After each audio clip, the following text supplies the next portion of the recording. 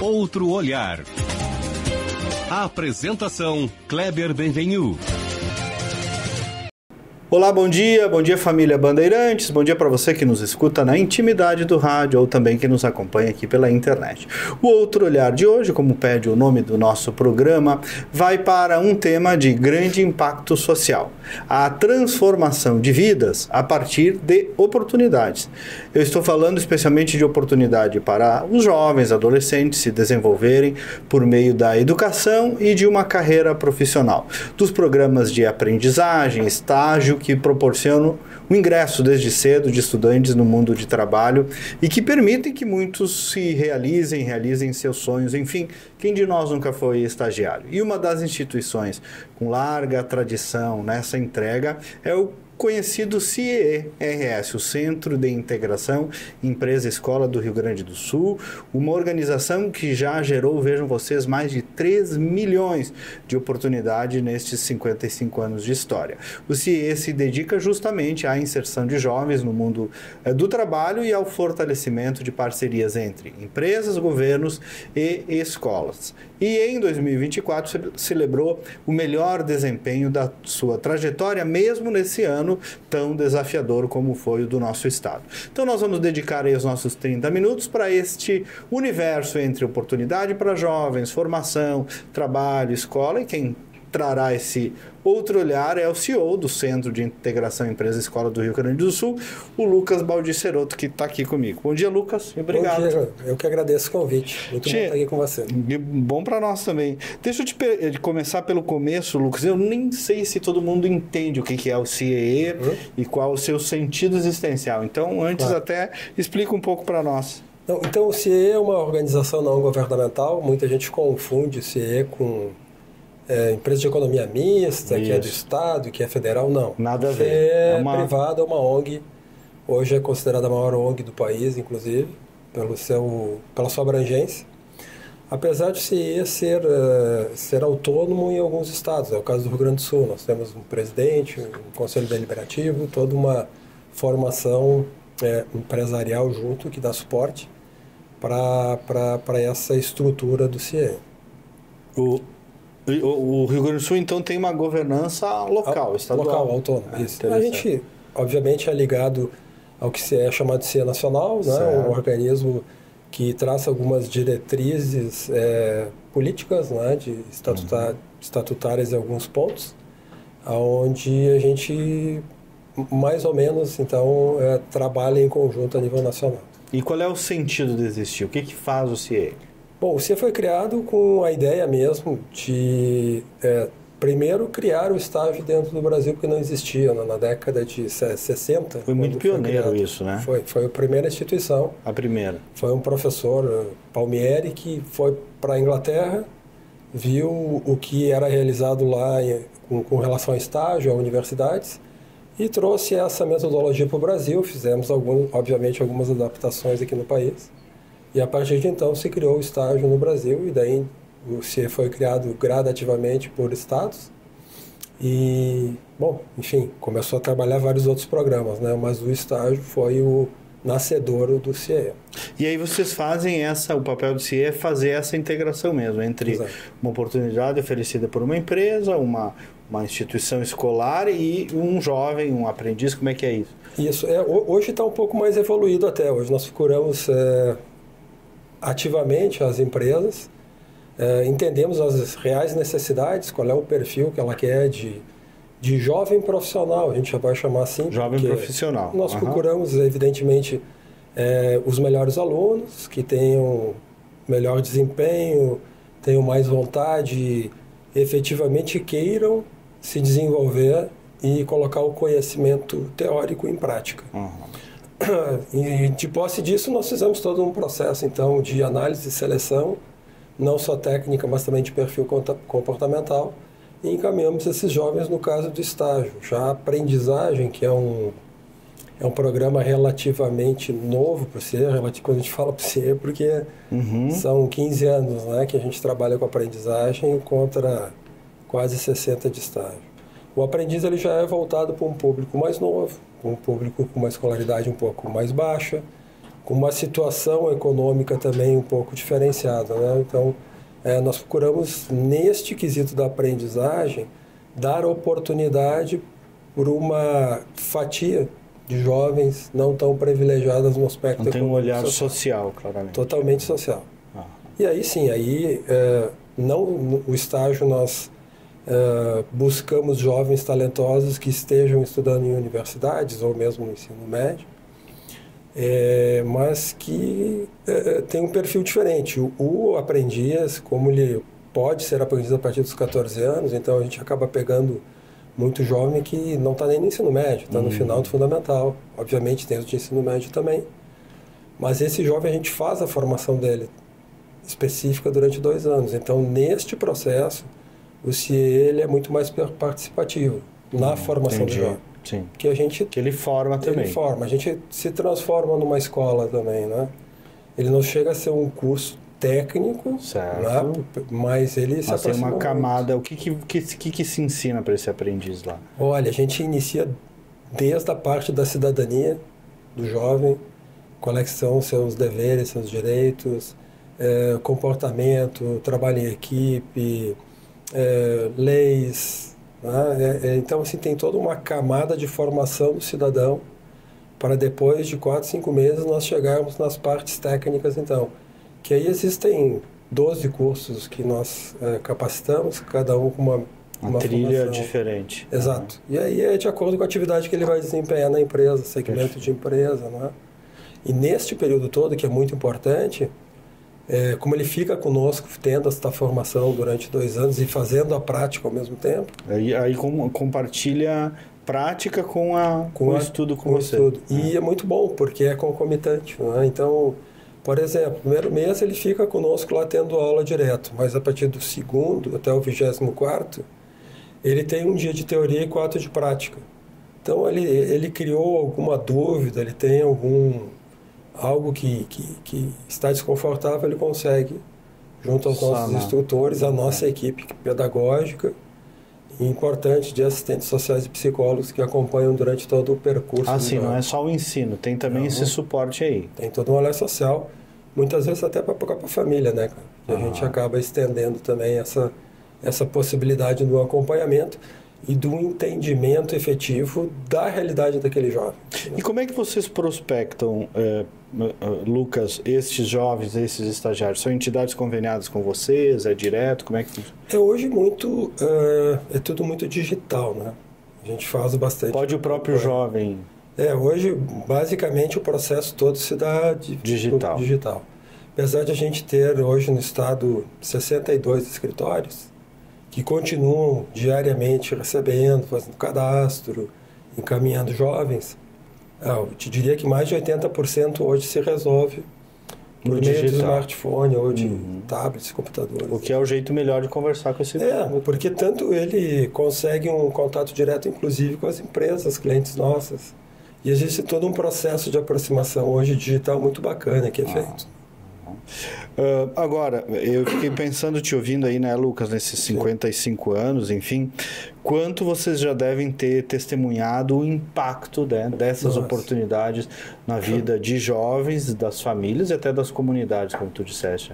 É muito significativo, né, porque nesses 3 milhões só no Rio Grande do Sul, de oportunidades que foram criadas e de jovens que hoje não são mais jovens, como o meu caso, já foi criado também. Nós temos muitas posições, empresários, né? Líderes políticos, enfim, em todos os segmentos. Tem gente que acessou a presidência de banco. Que passaram por ali. Que passaram pelo CIE de alguma forma, seja pelo estágio e agora mais recentemente pela aprendizagem. Sobre esse jovem, sobre esse aprendiz, né? Muitos dos quais em situações de maior vulnerabilidade e tal. O que tu considera, o que vocês identificam ali, Lucas, como o principal desafio? Nós estamos falando de que faixa etária? Estamos falando de uma faixa etária que é dos 14 aos 24, mas a maior fatia, 65%, 70%, está entre 16, 15 aos 19, 15 aos 20. O que é a principal dor, a principal vulnerabilidade desse público aí?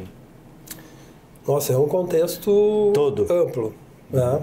Então, assim, a gente pode abordar desde a questão de saúde, muitas vezes, econômica, educacional, que se trabalha bastante, mas vamos trabalhar bem essa questão da educação, né? Que é um ponto que a gente nota que é bastante falho. Uma deficiência, né? Muito forte, muito forte. E que a gente acaba tendo que fazer complementações em função daquilo que ele deveria já chegar com um certo conteúdo, né? Uma certa qualificação e que infelizmente isso não está ocorrendo. Esse é um tema assim que povoou a eleição de Porto Alegre, diversas cidades. O Brasil venceu a inflação, mas essa chaga da educação continua muito grave. E eu não sei, esses dias eu falei num comentário aqui na Band, Lucas, eu não sei se a gente ainda deu o escândalo que esse diagnóstico tem, né? Agora tu está repetindo isso. Acho que ainda não, porque realmente a gente veio observando, nós trabalhamos com isso, né? A gente Sim, vocês ali devem notar isso. A qualidade do nosso ensino caiu muito, né? E a gente não tem visto movimentos significativos para que isso seja revertido. E, claro, quem sofre com isso somos todos nós, porque acaba desaguando depois no próprio mercado de trabalho. E aí é muito mais esforço para você fazer as complementações daquilo que já ao natural deveria ter sido. Sim, aquela velha e boa base, né? Exatamente. Gravemente aí uma das carências no ensino fundamental, sem falar das outras. Não, você pega o jovem aí que... Eu não vou nem falar do MEM, vou falar de jovem universitário, não sabe escrever, né? Incrivelmente. Ô Lucas, a minha produção separou aqui um dado que eu achei interessante, que o IPEA divulgou o relatório chamado Atlas da Violência, né? Que é também um dado triste, né? Devastador, 66 mortes violentas de jovens por dia do Brasil, metade das pessoas assassinadas no país tem entre 15 e 29 anos, exatamente essa faixa etária que tu está dizendo, são jovens em idade altamente produtivas, né? Mas não é um clichê, né? Que dependem...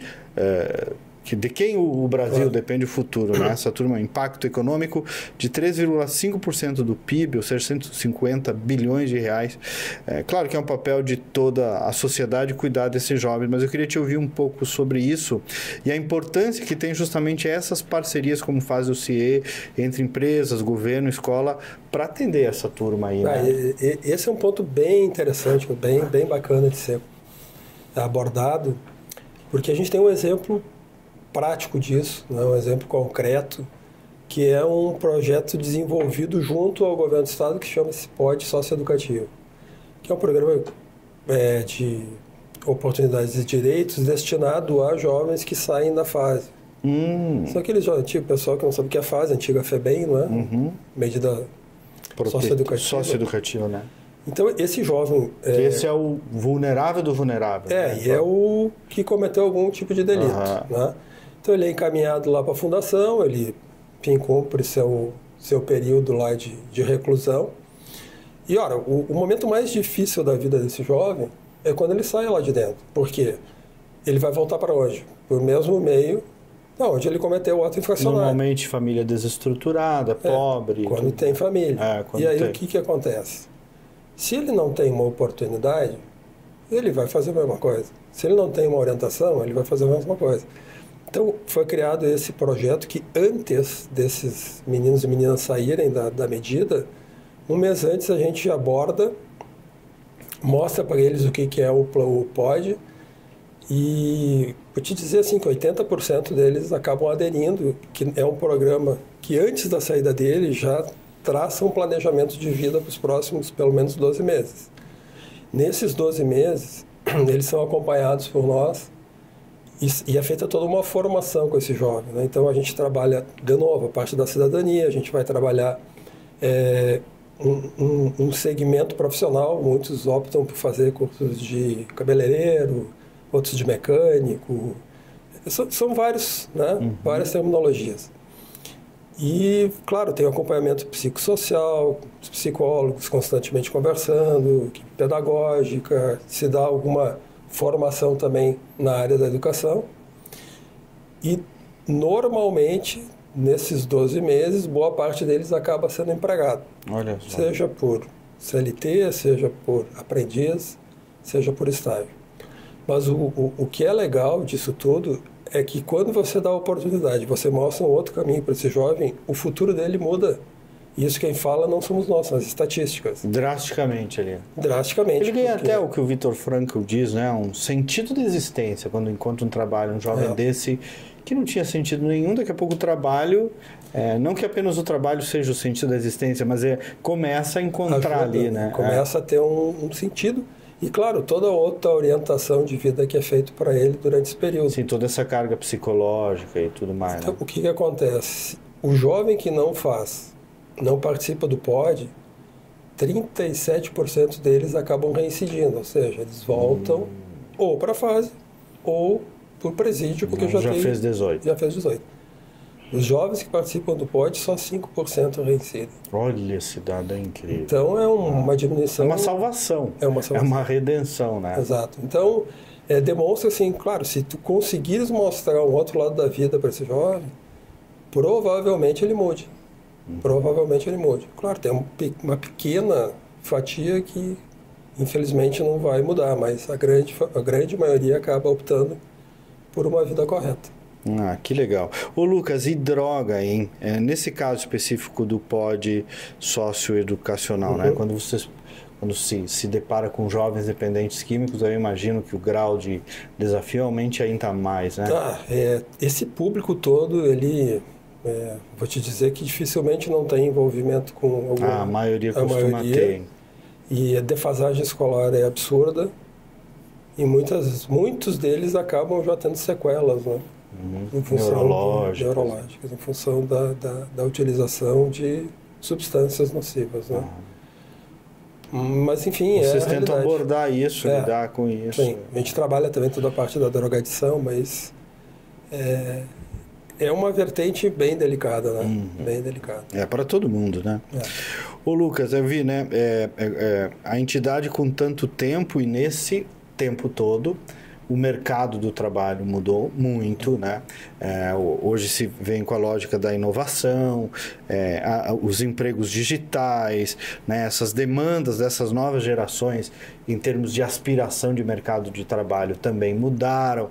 Como é que o CIE se adaptou a todo esse turbilhão que ainda está acontecendo? Está acontecendo e a gente tem que ter constante noção e capacidade de enfrentar essas mudanças, de entendê-las, né? E ao mesmo tempo acompanhar. A gente tem, na verdade, alguns perfis de jovens bem diferentes, né? Por exemplo, se a gente abordar a questão do estágio, pega muito isso que você falou da inovação, do imediatismo, né? Eu quero... O pessoal entra hoje na empresa, amanhã quer se sentar na cadeira do diretor. 6 meses, senão o negócio não está bom. Mas é uma questão de você traçar toda uma trilha, como a gente conversou, de possibilidades de desenvolvimento, né? de aprendizado, de carreira que eles podem ter dentro das organizações. Tem um outro público que aí está mais voltado à parte da aprendizagem, que se preocupa muito mais com a subsistência e aí as possibilidades futuras de desenvolvimento, né? E é uma fatia muito grande. Né? Hoje, infelizmente, aí mais de 30% da população gaúcha, você sabe que está no CAD único, né? Então, que loucura. Né, nós temos uma fatia aí muito... E com o juro desse jeito, é capaz de aumentar, né? E a questão que tanto se fala do desemprego, bom, mas a estatística do desemprego a gente sabe como é que funciona também. Se tem 45 dias você não procurou emprego, você já está fora da estatística. Então, você tem um país com teoricamente 6 milhões de desempregados, 7, mas 54 recebem Bolsa Família. Pois eu vi que disseram que os do Bolsa Família não entraram na estatística, né? Não, porque a metodologia é falha. A metodologia, se você não está procurando emprego, você não conta como desempregado. E as metodologias. Por isso que os números são verdade, desde que manipulados de um jeito é a verdade correto. Que você quer, né? Exatamente. Eu vi que vocês anunciaram também recentemente, Lucas, o Instituto de Inovação Social, né? Conta um pouco o que é essa novidade. Bom, esse é um sonho que vem sendo construído há uns 3 anos, onde a gente percebeu que se fala muito em inovação, se fala muito em fomento, se fala muito em oportunidades de startups e empreendedores, mas a gente estava notando que isso normalmente acaba ficando com as empresas de maior porte. Certo. O pessoal que tem acesso, tem informação, e a gente, neste sentido, pensa em democratizar um pouquinho mais a informação e a possibilidade de acesso.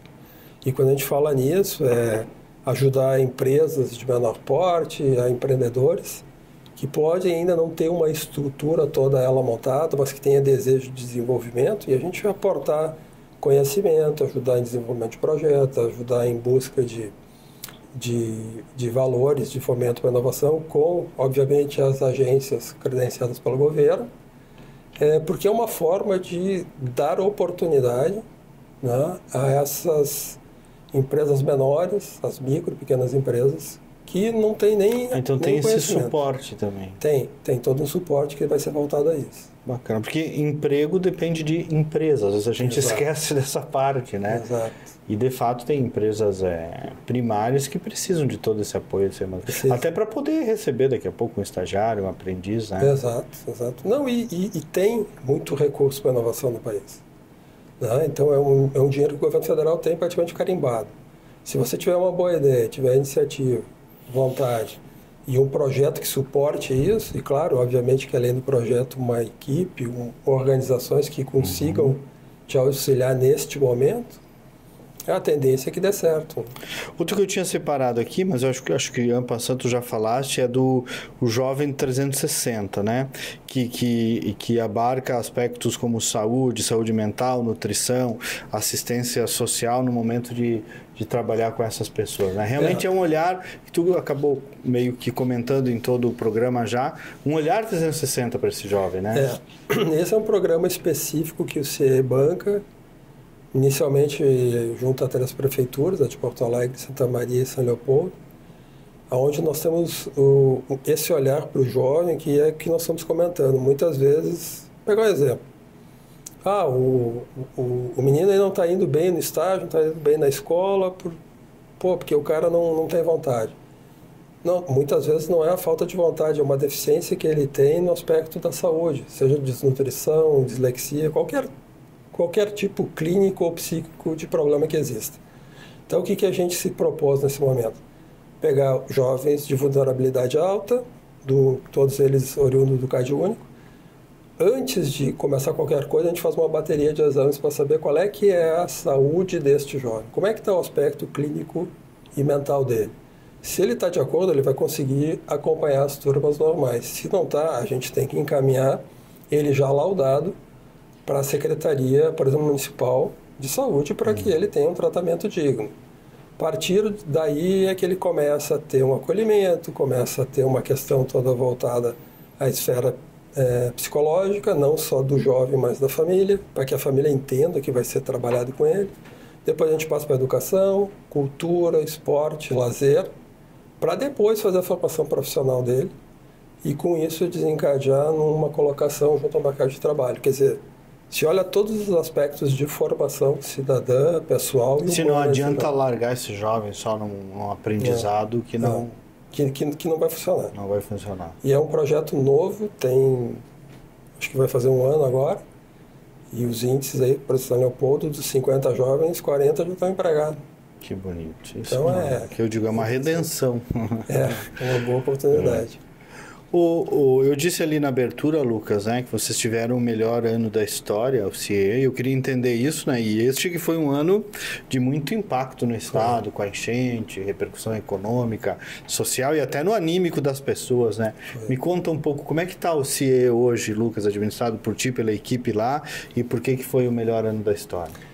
Não, ele é o melhor ano da história com relação a resultados, tanto no aspecto... Nós estamos falando de 2024, né? Claro. Quantitativo, quanto também no aspecto que abrange o financeiro.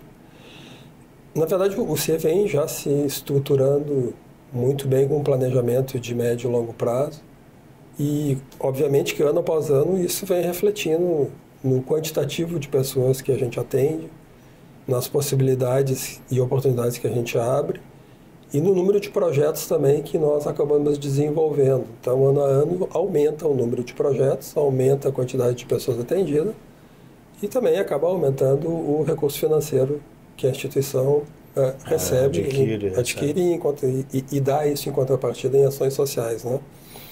Então, hoje, para exemplificar, a gente tem o maior número de jovens ativos da história. São mais de 55 mil jovens no estado hoje. 55 mil, vejo que fazendo ou estágio ou aprendizagem. Né? De alguma maneira estão ligados ao CIE.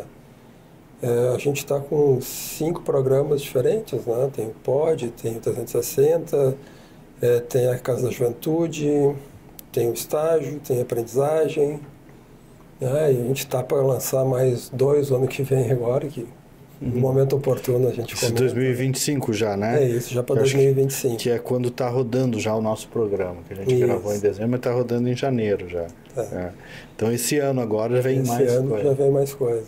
E então, nesse aspecto de atendimento e de resultado, ele tem sido melhor. O que, obviamente, todos nós sentimos, né, de uma forma bastante forte, foi a questão do evento climático aí, infelizmente, desse problema aí que aconteceu nos meses de abril e maio. Me fala um pouco, Lucas, dos canais e até endereço do CIE, quem queira saber mais, procurar, se inscrever, ou empresa que esteja interessada de como funciona, onde que encontra o CIE? Hoje o nosso principal ponto sem dúvida alguma, via digital, né, via web, que é o ciers.org.br/conjuntos. Se for estudante, empresa ou instituição que queira já conhecer um pouquinho mais da ferramenta, que trabalha automaticamente as questões de oportunidades de vaga, encaminhamento e tal. O nosso site, que é o ciers.org.br, a nossa central de relacionamento com o cliente também, que funciona por WhatsApp, por telefone, que é o 3363.000. 51, né? 51. 3363.000. Tá.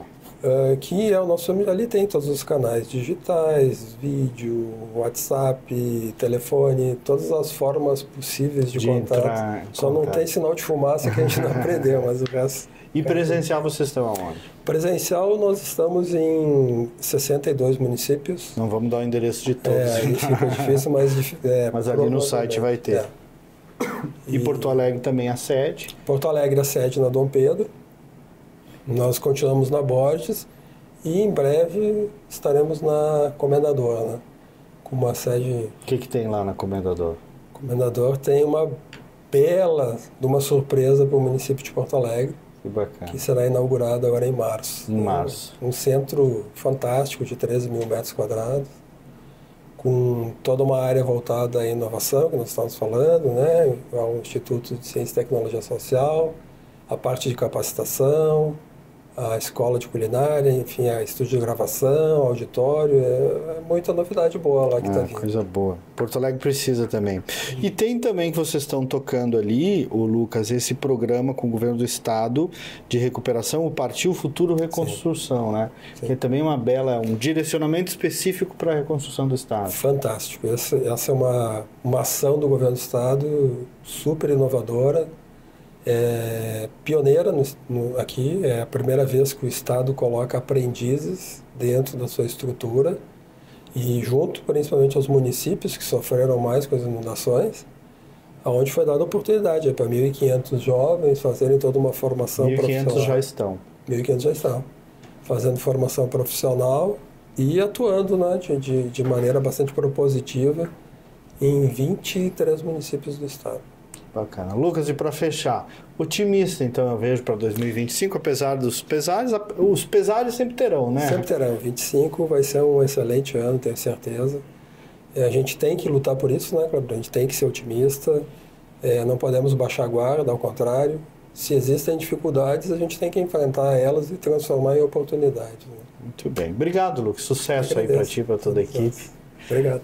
Muito bem, nós voltamos no próximo sábado com mais uma edição. Até lá, bom dia, bom final de semana.